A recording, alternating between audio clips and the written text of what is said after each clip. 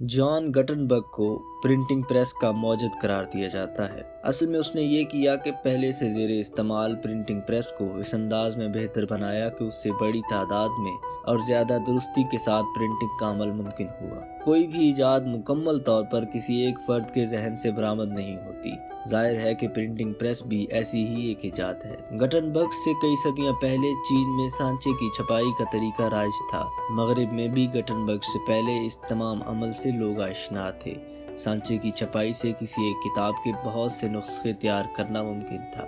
इस तरीक़ाकार में अलबत्ता एक कबाहत थी कि हर नई किताब के लिए हर बार लकड़ी के टुकड़ों या तख्तों का एक मुकम्मल नया सांचा तैयार करना पड़ता था। बहुत ज़्यादा तादाद में किताबें छापने के लिए हर तरीक़ाकार नाकाबिले अमल था। अमूमन ख्याल किया जाता है कि गटनबर्ग की अहम इजाद मुतहर्रिक सांचों का छापा खाना है, जबकि मुतहर्रिक छापा खाना चीन में 11वीं सदी ईस्वी के वस्त में पी शैग नामी एक शख्स ने इजाद किया था। इसके हरूफ मिट्टी से बनाए जाते थे जो पायदार नहीं होते थे।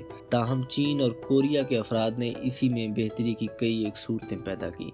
गटनबर्ग से पहले कोरिया में धाती हरूफ इस्तेमाल होने लगे थे।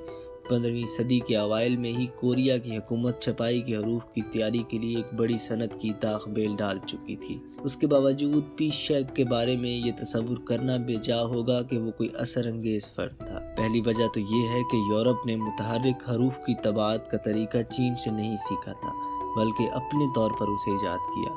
दूसरी वजह यह है कि मुतहर्रिक हरूफ की छपाई का तरीक़ाकार कभी चीन में मकबूल आम की सनद हासिल नहीं कर सका। मौजूदा ज़माने में यूरोप से जदीद निज़ाम मुस्तार लेने के बाद चीन में इसका इतलाक़ आम हुआ।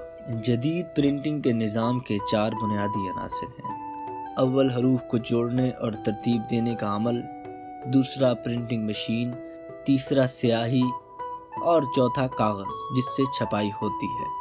खुद तसाइलून के कई साल पहले चीन में कागज़ ईजाद हो चुका था और गटनबर्ग के दौर से पहले ही मगरिब में इसका आम इस्तेमाल शुरू हो गया था। मगर गटनबर्ग ने इस निज़ाम में बहुत बेहतरियाँ पैदा की। मिसाल के तौर पर इसने हरूफ के लिए एक मौजू खोट मिली धात तैयार की। हरूफ की टुकड़ियों को सही तौर पर बाहम मरबूत करने के लिए एक सांचा, चिकनाहट वाली स्याही और तिबात के लिए मौजू कल भी तैयार किया। गटनबर्ग की स्वान हयात के बारे में हमारी मालूमात निहायत कम हैं। हम इतना जानते हैं कि वो 1400 ईस्वी के करीब जर्मनी में पैदा हुआ। प्रिंटिंग के फ़न में इसने इसी सदी के करीब वस्त में ये इजाफे किए। उसका मारूफ कारनामा गटनबर्ग इंजील थी जो 1454 ईस्वी के लगभग प्रिंट की गई। तजस्सुस की बात यह है कि गटनबर्ग का नाम उसकी किसी किताब पर दर्ज नहीं था, ना ही उसकी इंजील पर, जबकि उसमें कोई कलाम नहीं है कि ये इंजील उसी की बनाई हुई मशीन पर प्रिंट हुई थी।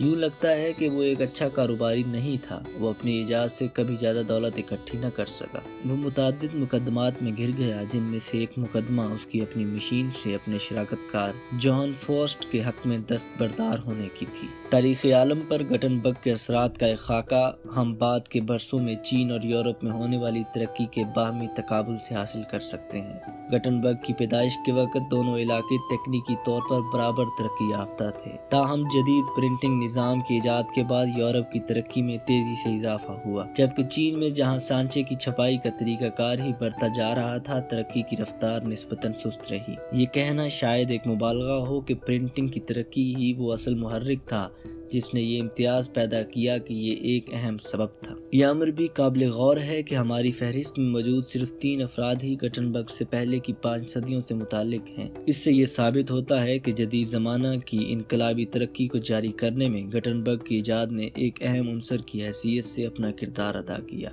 आइंदा तारीख पर प्रिंटिंग के निज़ाम के भरपूर असरात के तनासुर में गटनबर्ग को इस फहरिस्त में नुमाया मुकाम देना बिलाशुबा बजा है। आप सुन रहे हैं किताब 100 अज़ीम आदमी, आवाज़ अब्दुल्ला अहमद।